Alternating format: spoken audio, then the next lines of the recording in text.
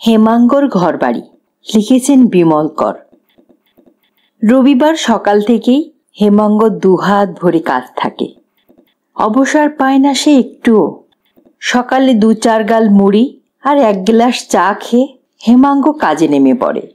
প্রথমেই ঘরদোর পরিষ্কার করা, ঝুল ঝাড়া।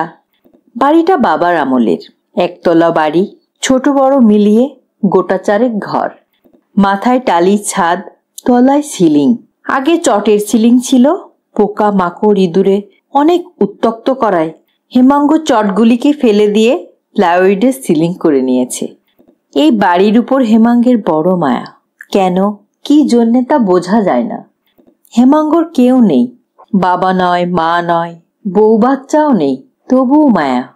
প্রতি রবিবার নিজের হাতে ঘরদোর পরিষ্কার করে, প্রতি বছর বর্ষা কেটে গেলে পুজোর পর টালি মেরামত করায়, দরজা জানালার খড়গুলির কাঠগুলো পাল্টায়। রবিবার সকালে ঘর দিয়ে শুরু করে হেমাঙ্গ। অনেকটা সময় চলে যায়। তারপর বসে তার সাইকেল নিয়ে। চাকার টাল, হ্যান্ডেলের ঢিলেমি, ব্রেক ট্রেক সবই নিজের হাতে শুধরে নেয় হেমাঙ্গ। পাংচার সারায় সে। তারপর হাওয়া টাওয়া দিয়ে ঝেড়ে ঝুড়ে আবার রেখে দেয় মেঝের উপর। সাইকেল সারানোর পর নেমে যায় বাগানে। তেমন কিছু একটা বাগান নয়, বাড়ির সামনে মামুলি কিছু ফুল গাছ, জবা, করবি, বেল, 2-4টে লতা পাতা। পিছনের দিকে পেঁপে আর কলাকোপ।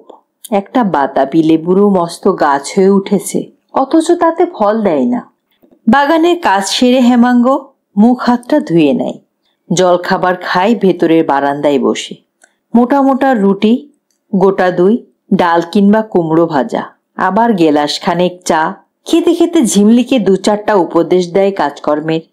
ঝিমলি এ বাড়ির সব, রান্না বান্না করে, বাসন কোসন মাজে, ঘরদোর পাট করে, সারাদিন ফাঁকা বাড়িটার পাহারাদারি করে। ঝিমলি তার মায়ের সঙ্গে কলিয়ারির সাইডিংয়ে কয়লা বোঝাই করত এক সময়। টপ গাড়িতে পায়ের আঙুল উড়ে যায়। মেয়েটা প্রাণে বেঁচে গিয়েছিল। বা পায়ে খুঁত, একটু খোড়া মতন। লাঠি দিয়ে হাঁটা চলা করে ঝিমলি।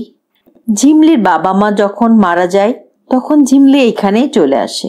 হেমাঙ্গ তাকে শিখিয়ে পড়িয়ে বাড়ির কাজের মানুষ করে তুলেছে।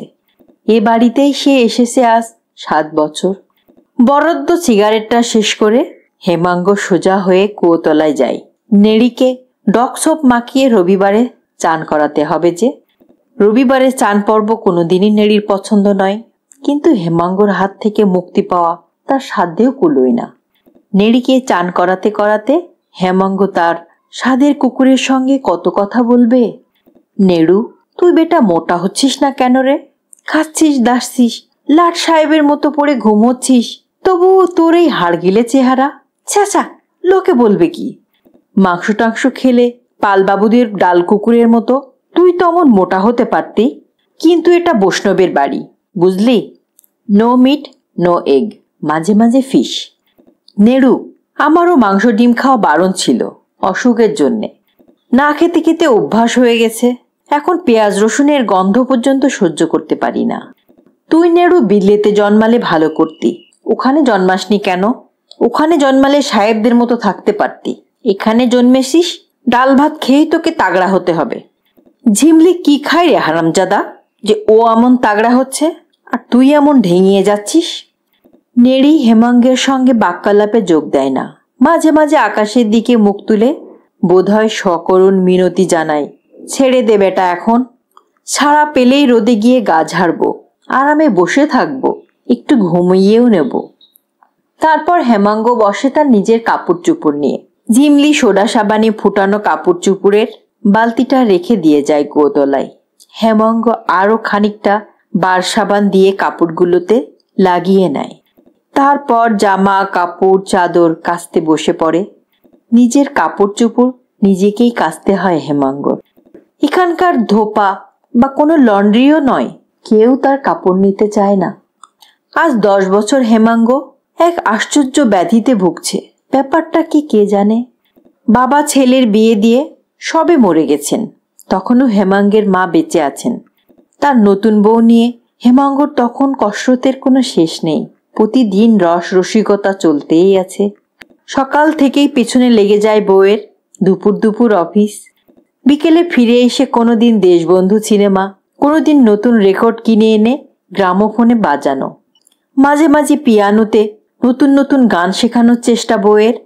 এরই মধ্যে লুকিয়ে চুরিয়ে বাজার থেকে এনে দিয়েছে বউকে বোম্বাইওয়ালার মিঠাই, দু একটা পলকা গয়নাও গড়িয়ে দিয়েছে বউকে একেবারে ভেতরে ভেতরে।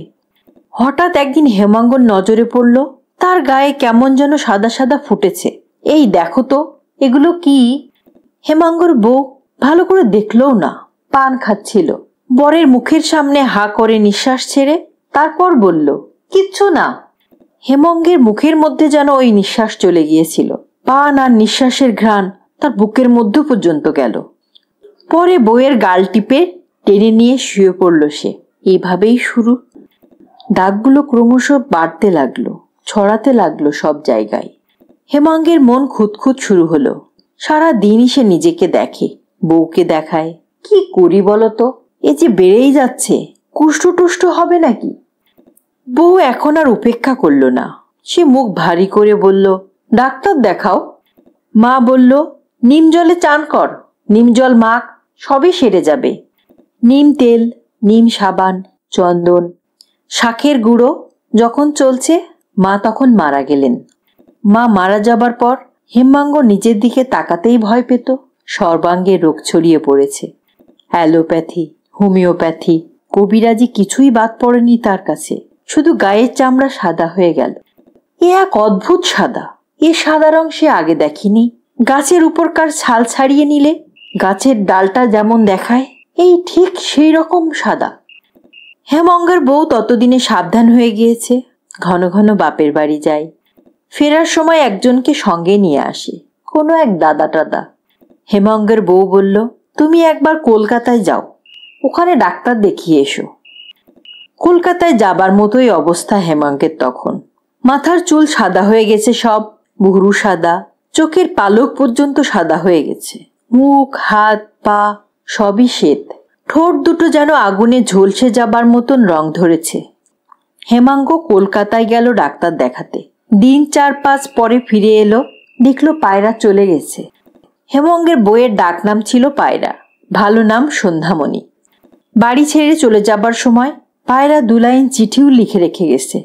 তোমার সঙ্গে আমি আর থাকতে পারি না, শুতে পারি না, পাশে বসতে পারি না, তোমার দিকে তাকাতেও পর্যন্ত পারি না। আমার গা ঘিন ঘিন করে, বমি আসে। আমি এই ঘেন্না নিয়ে বাঁচতে পারবো না, তাই আমি চলে গেলাম, আমাকে খুঁজো না। পায়রা চলে যাবার পর হেমঙ্গ ঘরে বসে অনেক কেঁদেছিল। বছর 2.5-3 এর মধ্যে হেমঙ্গ কোথা থেকে কোথায় নেমে এলো। হেমাঙ্গের চেহারার আর কোনো স্বাভাবিকতাই নেই। গায়ের লোমগুলো পর্যন্ত সাদা হয়ে গেছে। পায়রা যে চলে যাবে হেমাঙ্গ কিছুদিন ধরেই আঁচ করতে পারছিল। কার সঙ্গে যাবে তাও বুঝতে পেরেছিল। কিন্তু খুবই আশ্চর্য, হালে পায়রার পেটে ডিম এসেছিল। কার ডিম? কি হবে তার? কেমন হবে সে? ভগবানের কাছে মনে মনে প্রার্থনা করল হেমাঙ্গ। তখন থেকেই হেমাঙ্গ একা একা এই বাড়িতে, বাড়ির বাইরেও একা, ঘরেও একা। ঝিমলি পরে এসেছে, নেড়ি তারও অনেক পরে। মানুষ বলতে ওরাই 3টি প্রাণী, হেমাঙ্গ, ঝিমলি আর নেড়ি। মানুষের একে একে সবই সয়ে যায়, সয়ে নিতে হয়, মানুষ বলেই তো কথা। হেমাঙ্গ নিজে নিজে নিজের সঙ্গে মানিয়ে নিয়েছিল শান্তভাবে। বাইরের সঙ্গে তার একটু আধটু সম্পর্ক না রাখলেই নয়, সেটুকুই রেখেছিল সে। নয়তো পেট চলবে না যে। অফিসে যেত, মাইল 1.5 দূর। ব্যাধিটা প্রকট হবার পর তার আগের অফিস থেকে তাকে সরিয়ে নেওয়া হয়েছিল, নিয়ে এমন একটা জায়গায় পাঠিয়ে দিয়েছিল যেখানে 3-4টি লোক মাত্র, কাজ প্রায় কিছুই না, চুপচাপ বসে থাকা। মাঝে মাঝে চাপরাশি গোছে 3 জন লোককে স্টোর খুলে তেল টেল বার করে নিতে বলা, হিসেব লিখে রাখা, এইসব আর কি। ম্যালেরিয়া কন্ট্রোলের এই ডিপোয় বসে দিন কেটে যায় হেমাঙ্গর। হেমাঙ্গ জানতো অফিসে তার দিন ভালোই কাটবে। চেয়ারে বসে, কখনো জালনা খোলা রেখে, কখনো তুলসী বনের জঙ্গলের দিকে তাকিয়ে, কখনো ফাঁকা আকাশ কিংবা মেঘের পালক দেখে। অফিসের চেয়ার টেবিল কাঠের বস্তা, একটা আলমারি অদৃশ্যের মতন পড়ে থাকে। স্পর্শ করে না কেউ কাউকে। সাইকেলটা রাখা থাকে বাইরে, কেউ ছোঁয় না। নিজের হাতে জল নিয়ে খায় হেমাঙ্গ, নিজের গ্লাস নিজেই ধোয়। দুপুরের টিফিন খেয়ে কৌটোটা ধুয়ে রাখে সে টেবিলে। এই অফিস, এই বাড়ি। অফিসে এই রকম একাই, বাড়িতেও তাই। বাড়িতে অবশ্য ঝিমলি আছে, নেড়ি আছে, একা বই কি। হেমাঙ্গ এখানকার পুরনো লোক, চেনা জানা সবাই। কাকা, দাদা, মাসিমা, পিসিমা বলার কত লোক। অগণিত বন্ধু বান্ধব ছিল তার এক সময়, এখন কেউ নেই। হেমাঙ্গ নিজেই বুঝতে পেরেছিল তার কাছ থেকে লোকজন, সমাজ, সামাজিকতা সবই দূরে সরে যেতে চাইছে। অন্তত আড়ষ্ট বোধ করছে কাছাকাছি আসতে। বুঝে সুঝে হেমাঙ্গ নিজেই সরে এলো। বাড়ির মধ্যে গুটিয়ে ফেলল সে নিজেকে। বাইরের সঙ্গে সম্পর্ক যেটুকু না রাখলে নয়, সেটুকুই মাত্র রাখল সে। বাইরে যেতে হয়, অফিসও করতে হয়। কেউ মারা টারা গেলে একবার তার বাড়ির সামনে গিয়ে দাঁড়াতে হয়। এ সম্পর্ক সে রেখেছিল, এটুকুই। বিয়ে টিয়েতে তার নেমন্তন্ন থাকতো মাঝে মাঝে। হেমাঙ্গ জানত এটা নিতান্তই ভদ্রতা, আন্তরিকতা নয়। হেমাঙ্গ ভদ্রতা করে পোস্ট অফিসে গিয়ে 15-20 টাকা মানি অর্ডার করে দিত। শুধু একজন মাত্র মানুষ হেমাঙ্গকে হঠাৎ হঠাৎ এসে চমকে দিয়ে যেত, বিলাস। হেমাঙ্গের সবচেয়ে প্রিয় বন্ধু। বয়সে হেমাঙ্গের থেকে সে একটু ছোটই বটে। মাইল 30 দূরে ব্যারাকে কাজ করত সে। বিলাস মাঝে মাঝে আসতো মোটরসাইকেলে ঝড় তুলে, এসেই চেঁচাতো, হেমদা, ও হেমদা, আমার 2 ডাবল ডিমের অমলেট চাই, গোটা 4 রুটি আর 2 কাপ কড়া লিকারের চা। ভীষণ খিদে পেয়েছে। হেমাঙ্গ চাইতো না বিলাস আসুক। চমৎকার ছেলে বিলাস, তাজা বাঘের মতন চেহারা, টকবক করছে। বিয়ে করেনি এখনো, বছর 32 বয়স হয়েছে ওর। হেমাঙ্গ অস্বস্তি বোধ করত। কিন্তু কে ঠেকাবে বিলাসকে? কাছেই মতিয়ার দোকান, ঝিমলি গিয়ে ডিম কিনে আনতো, অমলেট বানাবে। এই বিলাসে মাঝে মাঝে আসতো আর মাঝে মাঝে বলতো, হেমদা, আমায় কে একজন বলেছিল সাপে কামড়াবার পর নাকি কারো কারো এইরকম দেখা যায়, তবে এতটা নয়। তোমায় না একবার সাপে কামড়েছিল? হেমাঙ্গকে একবার সত্যিই সাপে কামড়েছিল, বিয়ের আগের বছর। ওষুধ, ইনজেকশন কম হয়নি। তবে এটা সাপের কামড়ের ফল বা অন্য কিছু, হেমাঙ্গ তা জানে না। কেই বা জানে অসুখ হলে। এই বিলাসী মাঝে মাঝে রবিবার চলে আসতো, দেখতো হেমাঙ্গ তার বাড়ি, বাগান, সাইকেল, গ্রামোফোন, কুকুর, আরো কত কি নিয়ে ব্যস্ত রয়েছে। বিলাস হেসে বলতো, আচ্ছা হেমদা, তোমার এই স্থাবর অস্থাবর জঙ্গল সম্পত্তি মানে পদার্থগুলি তুমি যাবার সময় বুকিং করে স্বর্গে নিয়ে যাবে? কিসের পড়া তোমার? তুমি মরে গেলে এ শালা তো ভূত বাড়ি হয়ে যাবে, 5 ভূতে ঠ্যাং ঝুলিয়ে নাচবে। তুমি কেন এই বাড়ি ফাড়ি নিয়ে এত মায়া করো বলো তো? কথাটা মিথ্যে নয়, তবু হেমাঙ্গর পছন্দ হয় না, ভালো লাগতো না। বিলাস কেন এসব বলে? স্পষ্ট কোনো জবাব দিতে পারতো না বিলাসকে সে। এই নিয়েই তো আছি রে। নিজের জিনিস নিজে না দেখলে চলে? নিজের জিনিস দেখার জন্যে তুমি কেন বসে থাকবে? হেমাঙ্গ জবাব দিত না। হেমাঙ্গ নিজের জিনিসই দেখত, তার বাড়ি, তার ঘরদোর, তার বাগান, তার সাইকেল, গ্রামোফোন, তার যা কিছু এখনো তার অধিকারে আছে সব। এভাবেই চলে যাচ্ছিল হেমাঙ্গর জীবন। রবিবার বাদে অন্যান্য দিন সে তেমন করে নিজেকে বাড়ি আর প্রতিটি খুঁটিনাটির সঙ্গে মানিয়ে নিতে পারত না, অবসরই পেত না। রবিবার হেমাঙ্গ সকাল থেকে বসত, কাজকর্ম সেরে চান খাওয়া সারতে সারতে দুপুর রাত। দুপুরের পর খানিকটা গড়াতো বিছনায়, বিকেলে কাপড় চোপড় তুলে নিয়ে ইস্ত্রি করতে বসত। তারপরে সন্ধ্যের মুখে রামসোহাগের দোকানে চলে যেত শিশি হাতে দেশি মদ কিনে আনতে। বাড়ি ফিরে এসে হেমাঙ্গ নেশা নিয়ে বসত। কোনো দিন গ্রামোফোনে তার পুরনো রেকর্ডগুলো বাজাতো, কোনো দিন পিয়ানোতে সুর তোলার চেষ্টা করত। কোনোদিন হয়তো পারত, কোনোদিন হয়তো পারত না।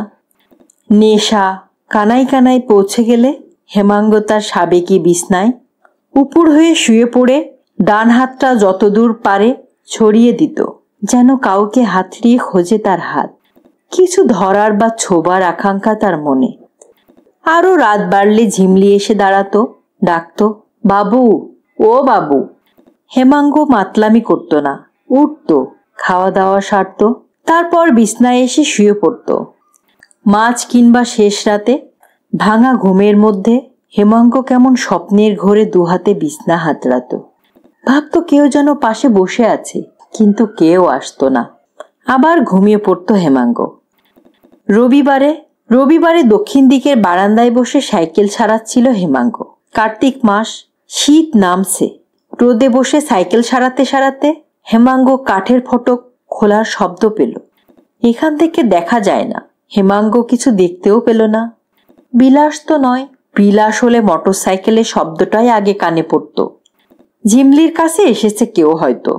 2-4 দেহাতি মাঝে মাঝে আসে, মাঝে মাঝে লাউ, কুমড়ো, বেগুন কিংবা আরো কত কি বেচতে। নদীর চুনো মাছও মাঝে মাঝে পাওয়া যায়, ওরা বেচতে নিয়ে আসে। হেমাঙ্গ সাইকেল নিয়ে মেতে রয়েছে। হঠাৎ থাকতে থাকতে শুনল নেড়ি চেঁচাচ্ছে। 2-4 বার চেঁচাবে, তারপর থেমে যাবে। ঝিমলি লাউ, কুমড়ো, কচু, কখনো কখনো চুনো মাছ কেনে। নেড়ি বেটা তখনও মাছের গন্ধ বুঝতে পারে, তখনও চেঁচাই। ঝিমলির কাছে যারা আসে সোজা পেছনে রান্নাঘরের দিকে চলে আসে। কিন্তু আজ কেউ এলো না। এলে হেমাঙ্গ দেখতে পেত।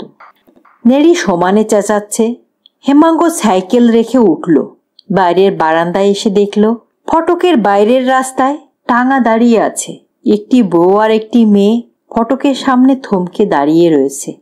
হেমাঙ্গ অবাক হলো, বুঝতে পারল না কারা ওরা। বাগান দিয়ে ফটকের কাছে চলে এলো হেমাঙ্গ। নেড়িকে ধমক দিল। কাছে এসে তাকাতেই হেমাঙ্গ চমকে উঠল। পায়রা নাকি? চেনা যায় না, মুখের আদলই যেন বদলে গেছে। তবু পায়রা বলেই মনে হচ্ছে। মানুষ যেভাবে চোখের উপর হাত আড়াল করে সূর্যের গ্রহণ দেখে, অনেকটা সেইভাবে হেমাঙ্গ বউটির মুখ দেখতে লাগলো। কে? আমি। হেমাঙ্গকেও চেনা যাচ্ছিল না, তবু বউটি তাকালো তার দিকে। পায়রা?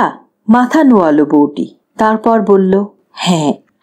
হেমাঙ্গর পা কাঁপছিল, হাতও কাঁপছিল থরথর করে। বুকের মধ্যে হৃৎপিণ্ড এমন জোরে জোরে ঘা মারছিল, মনে হয় বুক ফেটে এখনই বের হয়ে আসবে। পিঠ নুয়ে আসছিল তার, মেরুদণ্ডে টনটনে ব্যথা। হেমাঙ্গ ফটক খুলতে গিয়ে দেখল উপরের আংটা খোলা। পায়রা ফটক খুলে ঢুকেছিল নাকি, এজন্যেই নেড়ি চেঁচাচ্ছিল। পরে ভয় পেয়ে পিছিয়ে গেছে। এসো, হেমাঙ্গ ডাকলো। ডেকে বউটার দিকে তাকিয়ে থাকলো। তারপর বাচ্চাটাকেও দেখলো। পায়রা পা বাড়ালো, মেয়েটির হাত ধরে বলল, টাঙায় আমার বাক্স পুটলি রয়েছে, নামিয়ে নেব? তুমি এসো, তোমার মেয়ের সঙ্গে ভেতরে যাও। পায়রা মেয়েটিকে প্রণাম করতে বলল। মেয়েটি পায়রার হাত চেপে ধরে হেমাঙ্গকে দেখছিল, ভীষণ ভয়ে ভয়ে চোখ বড় বড় করে। হেমাঙ্গ বলল, ওসব পরে হবে, তোমরা ভিতরে এসো, টাঙাওয়ালাকে ছেড়ে দাও আগে। পায়রা মেয়ের হাত ধরে দাঁড়িয়ে থাকলো বাগানে। নেড়ি তফাতে দাঁড়িয়ে চেঁচাতে লাগলো। ঝিমলিও কখন বাইরে বেরিয়ে এসেছে। লাঠি ছাড়া হাঁটতে পারে না সে, সেও দেখছিল পায়রাদের। টাঙা ছেড়ে দিল হেমাঙ্গ, বাক্স পুটলি ঘরে নিয়ে গিয়ে রাখলো। তারপর পায়রাদের ডাকলো, ঘরে এসো। কথাবার্তা তেমন বিশেষ কিছু হলো না। পায়রা বলতে যাচ্ছিল, হেমাঙ্গ বলল, পরে হবে ওসব। ট্রেনে এসেছো বললে, আগে জিরাও, কাপড় চোপড় ছাড়ো, কিছু খাও, সব পরে শুনবো। রবিবারটা অন্যরকম হয়ে গেল হেমাঙ্গর। জল তুলে দিল কুয়ো থেকে। পায়রা তার মেয়ে চান করবে বলে নতুন সাবান বের করে দিল। ঝিমলিকে বলল, আবার একটু করে রান্না চাপাও, শাক সবজি রাত্রে বেশি করে। মাঝের ঘরের একটা, যেটায় বাবার আমলের খাট পড়েছিল, পুরনো শতরঞ্জি চাপা দেওয়া, সেটা পরিষ্কার করলো সে।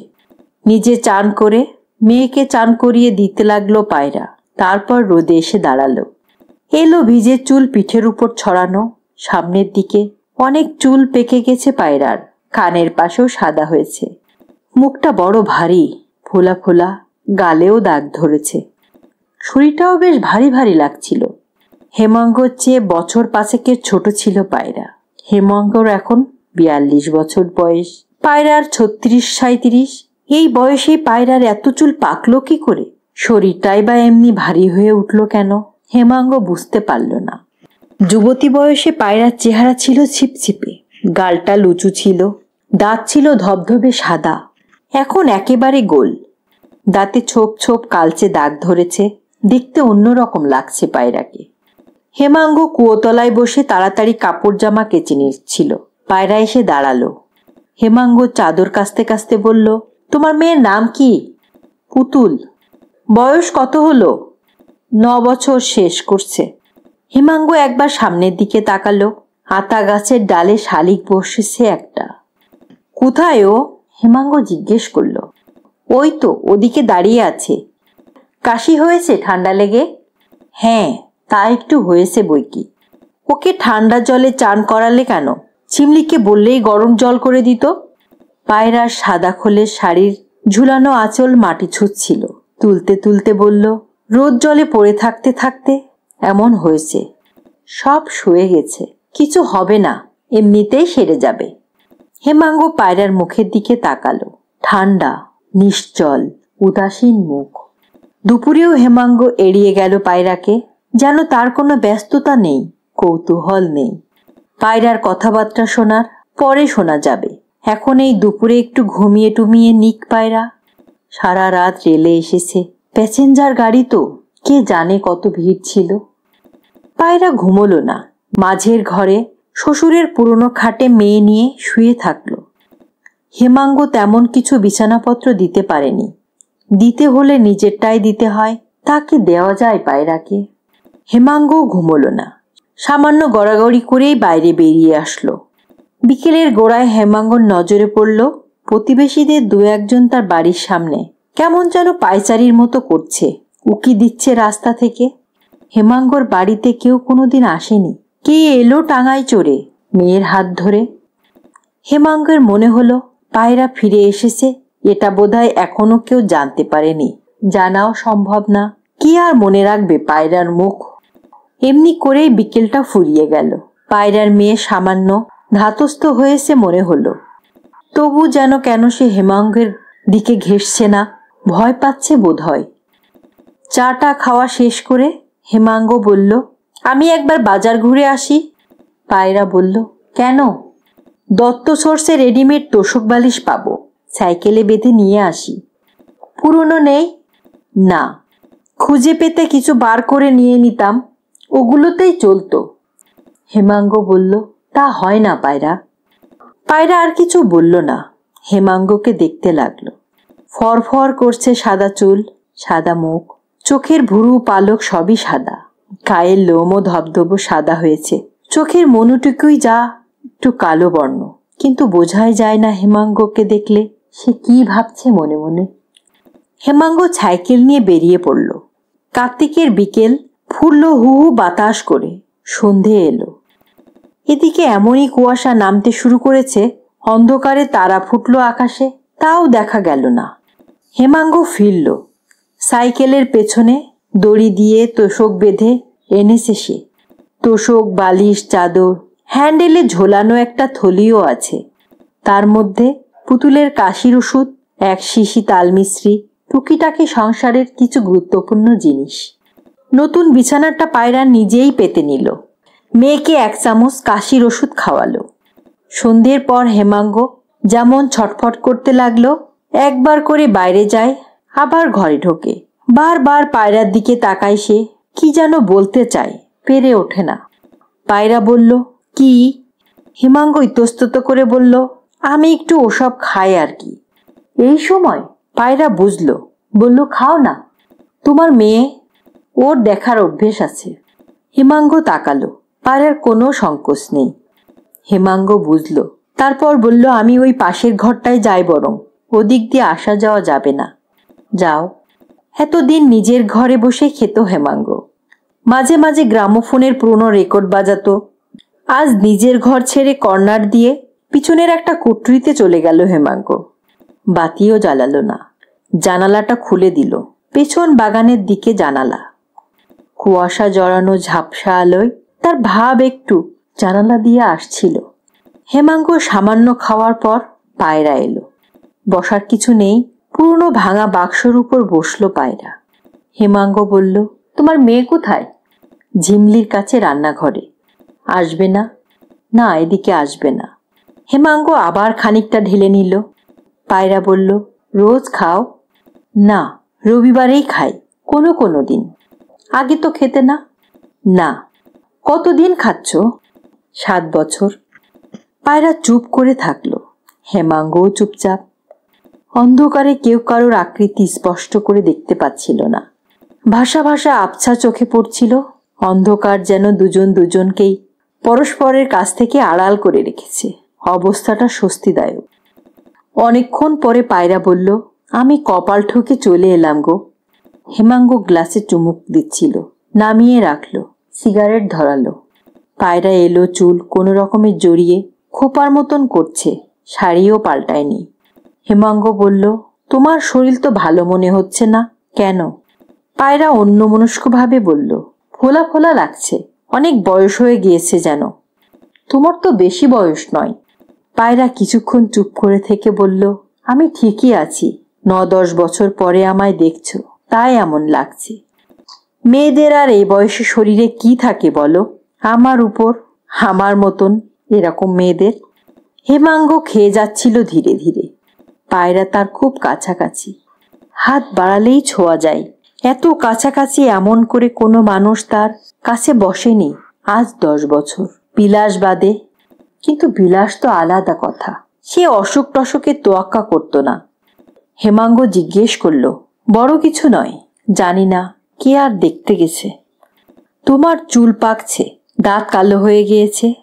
পায়রা যেন কানেই শুনল না, নিজের মনেই বলল, এখান থেকে চলে যাবার পর আমার বরাতে ভালো কিছু জোটেনি। এখানে 2 বছর, ওখানে 6 মাস, তার ঘরে 1 বছর, এভাবেই কেটেছে। নন্দুদার কাছে আমার কেটেছিল 2.5 বছর, তারপর যা হলো আর কি। হেমাঙ্গ বাধা দিয়ে থামালো ওকে, বলল, থাক, ও কথার দরকার নেই, শুনবো না। কি হবে শুনে? এরকম তো নয়, আর এ তো নতুন কিছু নয়। আমি ভেবেছিলাম নন্তুর কাছেই তুমি থাকবে। পায়রা তাকিয়ে থাকলো। চোখের মনিও সাদা হয়ে গেছে হেমাঙ্গর, সব সাদা। দেশি মদের গন্ধে ঘরটা কেমন ভরে উঠেছে। পায়রার নাকে লাগছিল না। দীর্ঘ নিঃশ্বাস ফেলে পায়রা বলল, তোমার কাছে ফিরে আসার মুখ ছিল না আমার, তবু এলাম। কপাল ঠোকে ঠোকে এলাম। আমার কোনো উপায় ছিল না। যদি তুমি বাড়িতে থাকতে আর আমাকে ঢুকতে না দিতে। আমি তোমায় প্রথমটাই চিনতে পারিনি জানো, হেমাঙ্গ বলল, যেন কথা এড়িয়ে যাবার পালা। পায়রা বলল, চেনা মুশকিল। তখন একরকম ছিলাম, এখন অন্যরকম। তুমিও অনেক বদলে গেছো। কেন? আমার সবই তো সেই রকমই আছে তুমি যাবার পর। না, তুমিও বুড়ো হয়ে গেছো। কোথায় বুড়ো? হেমাঙ্গ হাসল। রোজ মাইল 4 করে সাইকেল ঠেঙায়। পায়রা চুপ হয়ে থাকলো। বুড়ো হওনি সেই প্রমাণ দিচ্ছ? নেড়ি বার কয়েক ডাকলো। সে বাইরের বারান্দা থেকে ছুটে কোথাও গেল। রাস্তা দিয়ে গাড়ি যাচ্ছিল, শব্দটা মিলিয়ে গেল সামান্য পরে। জানালার বাইরে কুয়াশা গাঢ় হচ্ছে, ঠান্ডা লাগছিল হেমাঙ্গর। পায়রা নিঃশ্বাস ফেলে বলল, আমি যে এইভাবে এলাম, আসা আমার উচিত হয়নি জানি। কোন মুখে আসবো বলো? হেমাঙ্গ জবাব করল না। তোমার আর দোষ কি? বলে আবার খানিকটা ঢেলে নিল গ্লাসে।